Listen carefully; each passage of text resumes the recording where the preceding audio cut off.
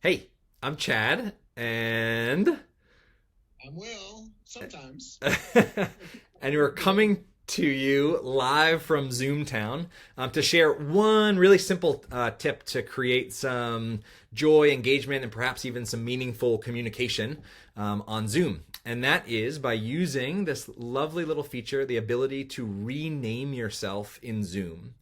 And so I'll give you three examples. You can use this in 100 different ways, but three examples to use this rename feature to spark some engagement. So the first, as an unofficial start, is to go ahead and rename yourself or invite participants to rename yourself with their first name and the city and state where they're calling in from. So I happen to be in Asheville, North Carolina right now. Depending on when you're watching this, I might be living in Pittsburgh, Pennsylvania. And Will, where are you at?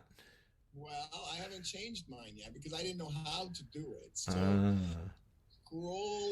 take your mouse and scroll it over your nose, and you'll see three little dots that show up in the upper right hand corner. When you click that dot, one of the options is to rename.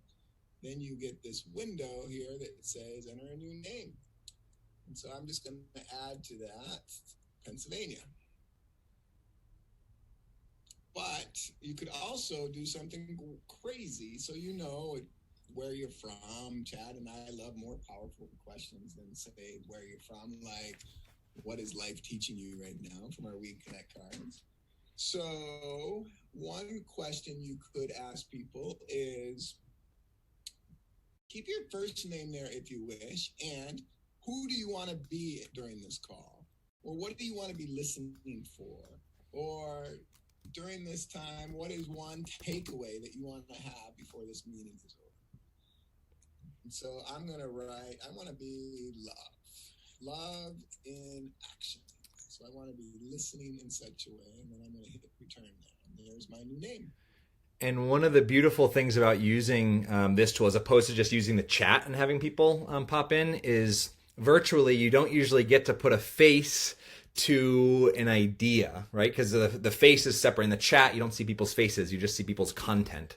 And so to connect to that content, inviting really short responses, etc. Also, a neat way if you have you want your team to vote on something, and you've got three options. So pick whether you like Coke, Pepsi, or Dr. Pepper, or something more meaningful like, say, cultural values. Have them rename the cultural value that they want to choose. So it's an interesting way to vote, to see people's hand raised in that setting.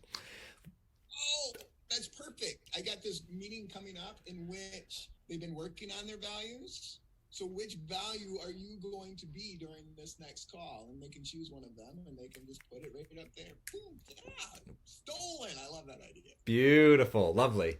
And the way that Will and I just got off facilitating a virtual connection lab, and the way that we use this rename feature to end the call on a high note as an official end was inviting people to actually ditch their first name altogether, go in and rename themselves with one takeaway or one nugget that they left with from the session. And so for me, mine was failure is okay. So now, depending on how many people you've got popped up in the Zoom call, you've got all these takeaways popping up right next to people's faces. Really, really lovely. If you're like totally a low tech person and you're like, I don't know, rename, I don't know about this, this is also a very underutilized tool on Zoom. Marker and something to write on, and write that takeaway word or that value, etc., and create a Zoom collage by having everybody hold that up kind of full screen, and all of a sudden your Zoom gallery view becomes this mural, mosaic of people's content there.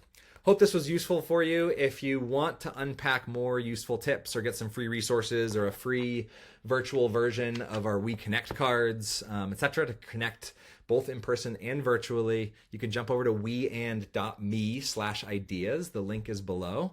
Have an awesome day.